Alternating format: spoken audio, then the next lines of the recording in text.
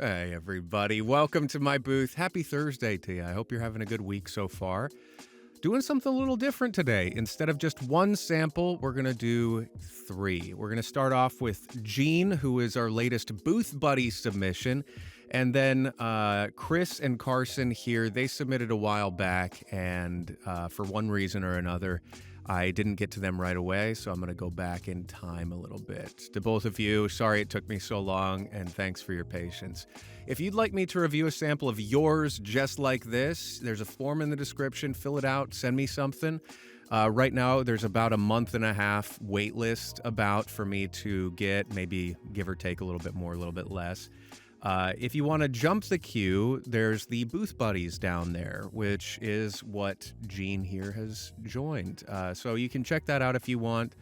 And then if you like this stuff and you find it helpful, clicking the buttons is a great way to pay it forward. Okay, let's, Gene, take it away. Listen closely, Zaius, my son. Humans once ruled this planet, long before apes rose to power.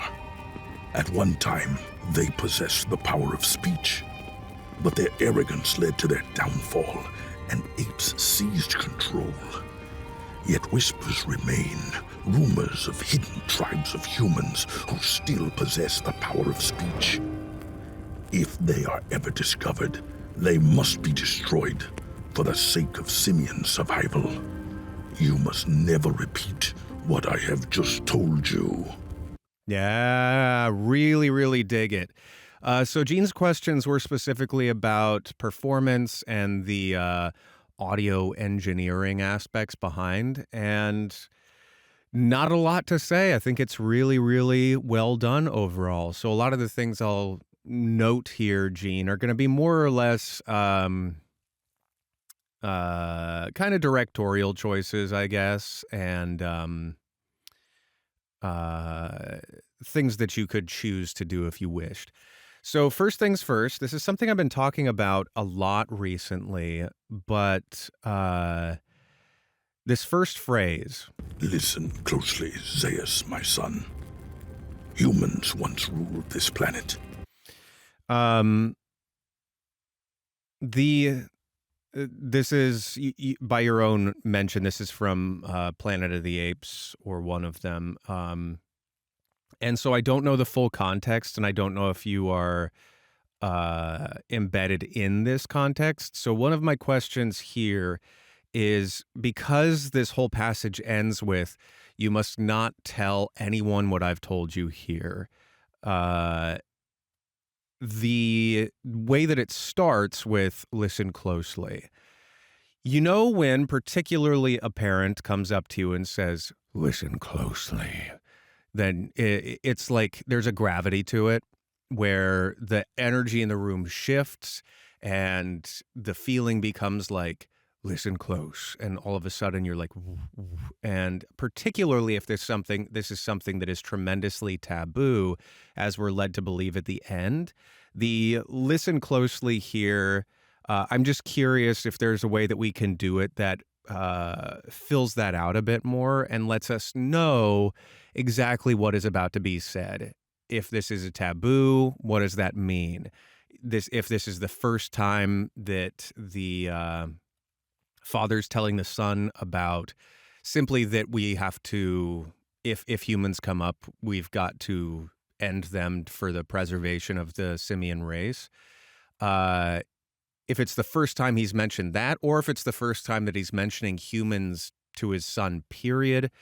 All of those things are just important questions to ask yourself about this character, because I think your performance here is really great. And these are just ideas that could, if you are not already thinking about them, or if you are thinking about them, investing in them maybe a little bit more. And I don't know that it would necessarily change a ton. One thing that I was talking about recently with someone was, I'm not looking, when I give these types of notes, necessarily for a change in the way something sounds necessarily. I would never encourage anybody, in fact, to think of a note and then try to translate into how should this sound. Sometimes that'll come up, but a better and more embodied way to go about it is to it's a subtle shift where if I have an experience with something and I'm actually living through it in my imagination, so if I tell you about my first experience running a marathon, and I tell you how halfway through I had to stop because this stuff happened. I had to take a break, and then I cramped up. I'm not doing this particularly well, but I have that experience in my mind, and there are very concrete images of what's going on, just as an example. And because have that in my imagination, when I talk about it, it comes across in my voice, just naturally speaking, that this experience is lived. Or if I talk about my cat, doesn't really matter what I'm talking about, but she hides behind the couch. And sometimes when we wake up in the morning, we won't see her and we'll sort of be like, where the hell did she go? Did she escape? And then we'll see her little ears poking up. And you can tell by the way I'm talking about it that these are actual images that I see in my mind. Whereas if I talk about something that I haven't spent the time imagining those things, it may seem a little bit empty. And to be clear, I'm not saying that that's what you're doing here by any stretch. I do think that it is quite lived in. But I think investing more in those images and that kind of thing can help. So before I get too rambly about all that stuff, let's shift gears to talk about the ambiance that you've set up with the campfire and the music and stuff, because I do think that that is helping us, the listener, and somewhat taking the onus off of you, the voice actor, in terms of really conveying stuff, because you've set up a wonderful soundscape for us. So my first idea there is simply because you've rendered this in mono, meaning it's not stereo channels where it's not split into left and right. For those of you who don't know, it's just everything is coming out of both speakers equally. If you're doing immersive environments like that, splitting it into stereo can be a great way to add a little bit of extra depth. And because you're already everything here is already pretty darn well balanced in general, that might just be an extra thing that you can add, where, like, if, for example, a bird comes in and flies from left to right through my speakers, you can pan it going from tweet, tweet, tweet, tweet, tweet, tweet, tweet, go that way. That would be a great bird to put in there. But that would just add to the immersion a little bit more, and it would be subtle, very in the background, but it would help to breathe more life into the environment that you've set up. Let's just listen to a little bit and think about it some more. Humans once ruled this planet, long before apes rose to power. At one time, they possessed the power of speech, but their arrogance led to their downfall. Okay, so these are two things sort of like what I was talking about before, so I'm kind of jumping back and forth between my ideas. But at one time, they possessed the power of speech, but their arrogance became their downfall. The way that this can be delivered, if this is the first time that I'm talking to my son about humans, period, then I think that this would be delivered a little bit differently. At one time, they used to be able to talk like us, but they were arrogant, and that was their downfall.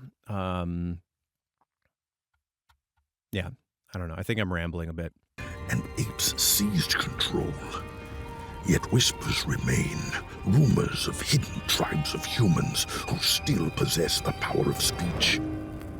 If they are ever I really like that, the way that you've timed the piano hit and musical release to cause a shift of tone, because here we've got the, like, way back when, this is what it sounded like when humans had speech. They had this, and there might be tribes out there that exist. And then we have this release here when we're shifting into, and if we find any of them. Humans who still possess the power of speech. If they are ever discovered, they must be destroyed for the sake of simian survival. You must...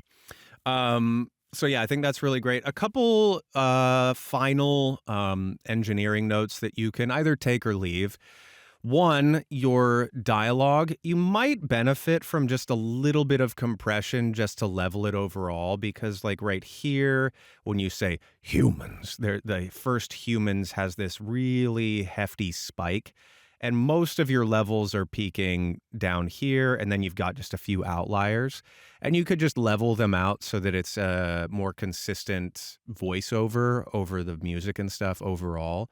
That might just be a nice little touch. Additionally, it sounds like in your voiceover, you might benefit from a very subtle EQ just to take out a smidge of muddiness in the lower end. I'm wary to give you exact numbers because I think I might be wrong, but usually for most folks with voices like yours and mine, somewhere in the 250 hertz range, if you pull out just a little bit there, between 2 to 5 decibels, just play around with it.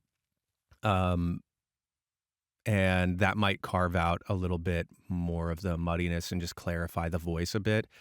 But yeah, overall, really, really solid work. Last little tiny note, the ending here. I don't know if you just snipped this for my benefit or in terms of timing, or if this is the full sample, but you might benefit from a musical fade out or something like that, just to give it a closure point instead of the just harsh cut. But really, really solid work. Let's hop to our next contestant. This is Carson. So let's dive in. For the woman who had to save herself and her kids. For the man who just couldn't cope anymore. For the girl with no family to reach out to. For the boy who didn't have a fair start in the first place. Not everyone has a roof over their head. Not everyone has somewhere to call home. Visit homelessaware.com today and let's change this together. Yeah, really, really solid read, Carson. Yeah, I think a lot of it's really, really sharp. You've got a lot of the turns that you have in here. What I mean by turns is essentially commercials in general are just like really short, truncated stories. And if you have opportunities to shift like you would in a story, like here's the introduction, here's the inciting incident, here's the rising action, the climax, the falling action, that whole like arc of storytelling. To a lesser degree, commercials, you kind of like to put that sort of thing in. And so we've got like, hey, these people, they're going through these situations, they're struggling. Here's a bunch of scenarios. And then we shift over here into the sort of solution territory and then the finale. And I think you're executing all of that really, really nicely. As far as the, I'll listen to it again to give you more specific performance notes here in a second. But before I get into that, just a couple really quick engineering points. One, it's a little hard to diagnose exactly, but it sounds like your voiceover may be just slightly over compressed. Not by a ton, because it still sounds pretty natural, but you could maybe dial back on that a smidge. Or what can be helpful in a lot of times, I have a video on this, it's using multiple compressors or something like that. But you can stack two compressors on top of each other, one with a high ratio and one with a lower ratio. And that can overall lead you with a more natural sound and a less crunchy sound. Again, it's not a huge thing, but that's just a small deal that you could possibly do.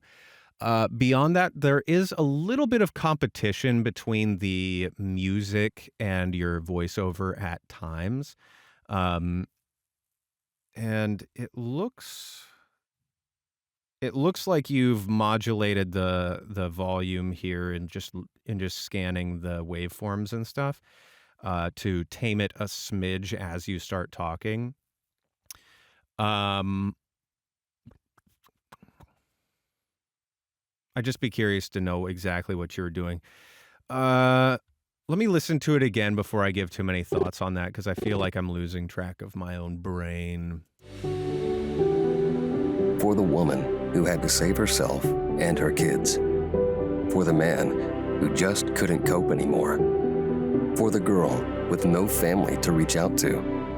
For the boy who didn't have a fair start in the first place. Not everyone has a roof over their head. Not everyone has somewhere to call home. Visit homelessaware.com today and let's change this together. You know what I think it might be that would help you out is on the music, you can do this in multi-track stuff, but you could introduce an EQ on the music track and carve out like a dip you could attenuate from like maybe 200 to 600 hertz or something and just have like a bell curve there. And oftentimes what that'll do is just give your voiceover a little bit more space in those frequencies, because I think what might be happening is your voice and a lot of the instrumentation live kind of, just we can see from the music here in this section, in looking at this spectrograph, a lot of the primary information is basically where your voice is going to be. And for those who don't know what a spectrogram here does, the color, the brightness of the color shows you what's loudest, and the darker colors show where it's quiet. And this on the right side is frequency. So we've got low frequencies at the bottom and high frequencies at the top. And because it's really bright down here at the bottom, that just means that there's a lot of musical energy there, in one way would be one way to put it. And then if we look at where your voice comes in, it's basically overlapping the hottest spots of your voice directly line up with the music.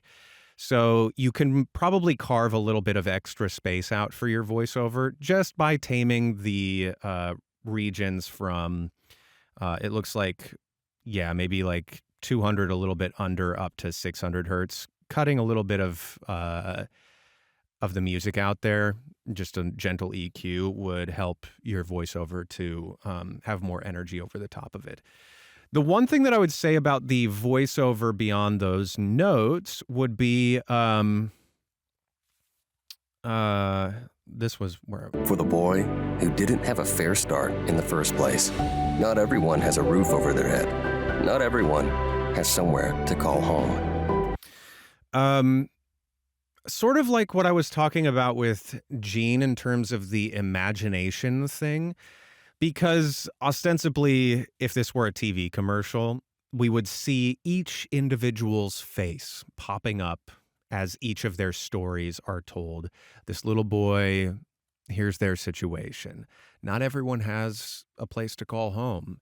And seeing in your mind what you're exactly talking about very, very specifically, I think will just help to ground it a little bit more, because your read here is already, come on now. Just got to check and make sure that didn't screw up my, okay. Your read here is also pretty darn grounded in general. And I think that that's just the next step. Very similar to Gene in that respect, where just having them very specifically imagined will add an extra level of depth and a tangible compassion, where if I'm talking about the boy and I don't have a boy in mind, this boy doesn't have anything going on. But if I imagine my nephew or something like that, this boy, and it's you're not even necessarily going to hear the difference, but it's kind of the difference to be really reductive.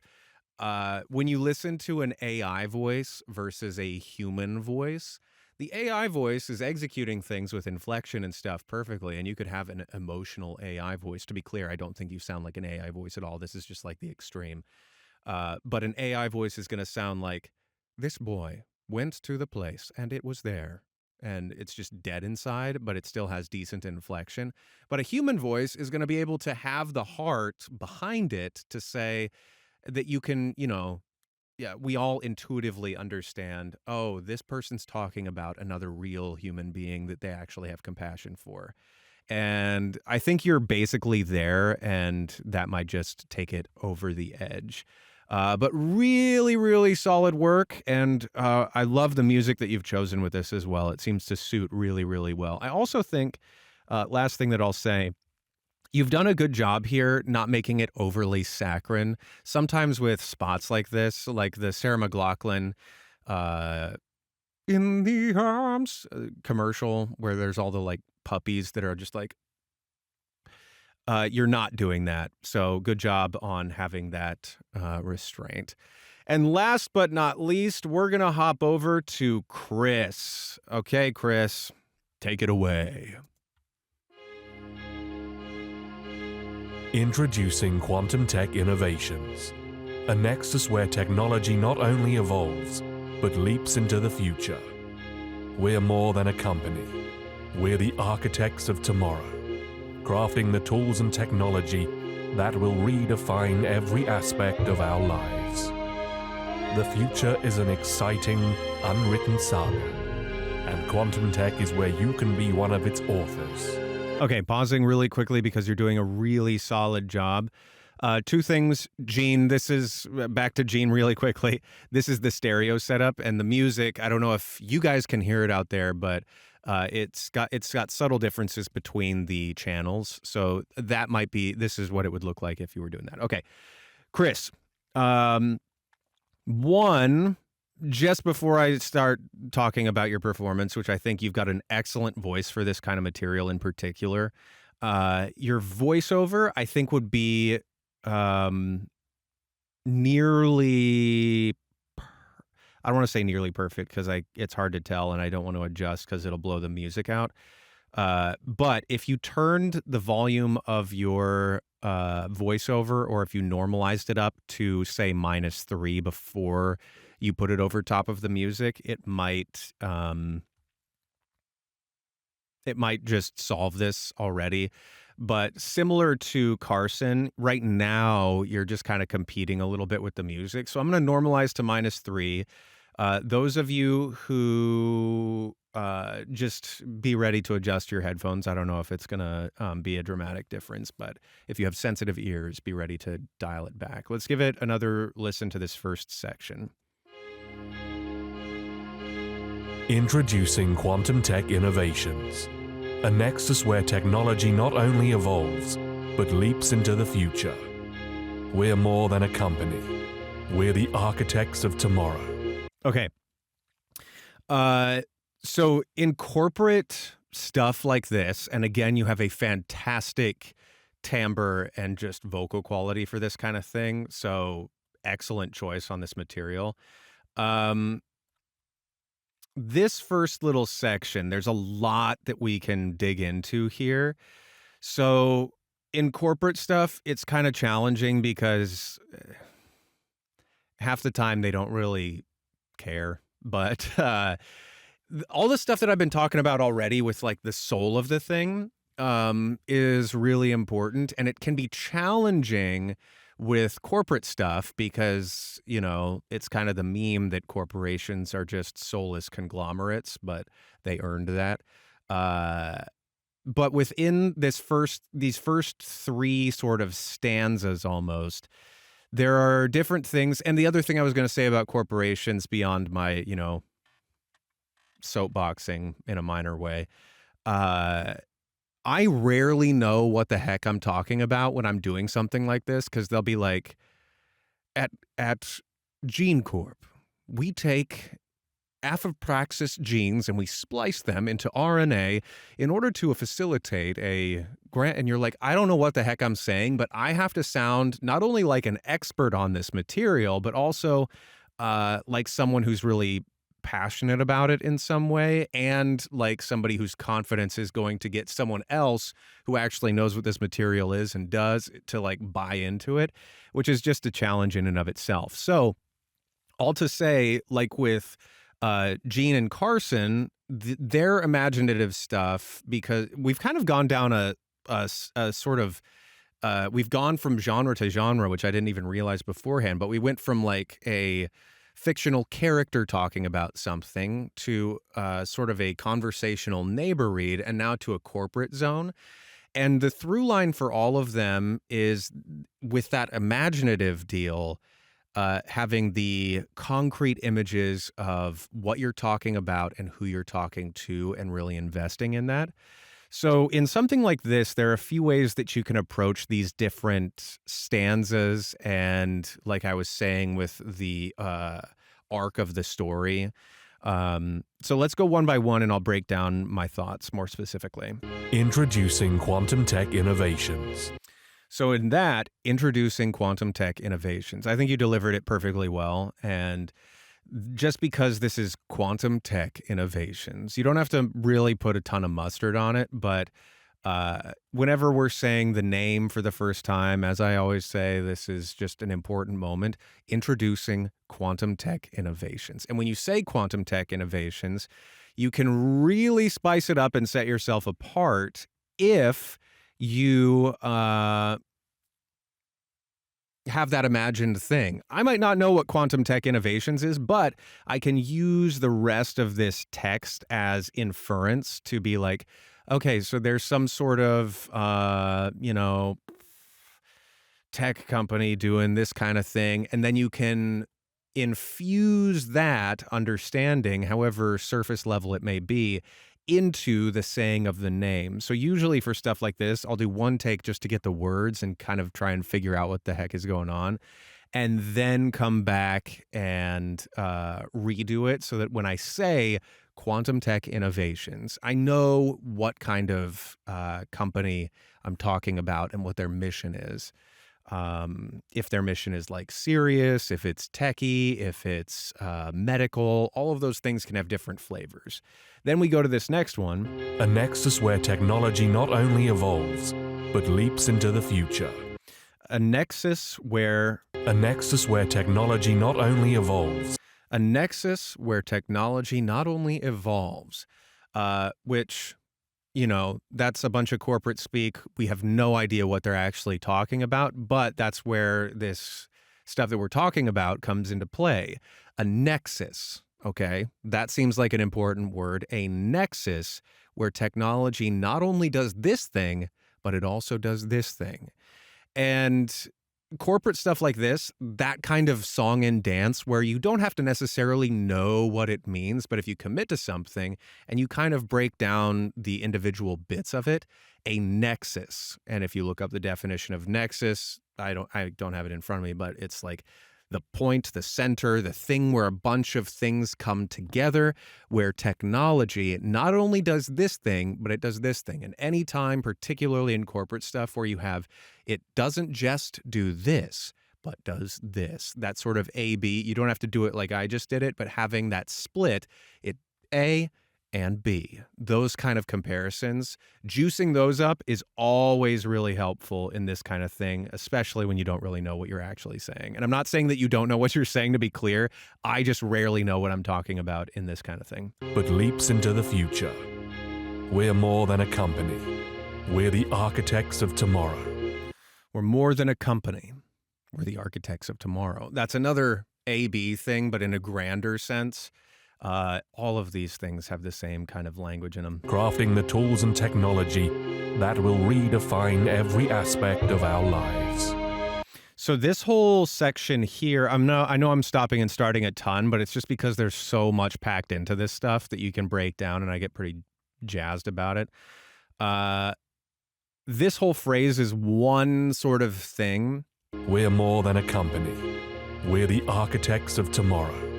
Crafting the tools and technology that will redefine every aspect of our lives. So I don't know necessarily that you need to do it differently, but as I'm listening to it now, each one of these things seems to stand on its own, and a fluidity between all of them would help me as the listener both understand this company's mission in general, but also instill in me, the listener, or you can help instill in me, the listener, a sense of confidence and fluidity, because that's one of the other things about these sorts of reads and this material. That sort of fluidity becomes important in that way. I lost my train of thought, but let me know if you have questions about that, because I dip in and out. The future is an exciting, unwritten saga, and quantum tech is where you can be one of its authors. So then another thing here. Of our lives. I can't remember where it was, but this is the second time that we've got future getting dropped. And anytime, particularly again in material like this, but in general, whenever a word comes up more than once, that's something that this company is pivoting on. And future. We're writing the future. We're the architects of the future. It's just a nice word to sort of latch onto and understand that that's one of the things that their focus is on. And it can give you clues as to where their mission statement might be driving, and you can try and help them on that road. We are calling on the game changers, the trendsetters, the tech aficionados.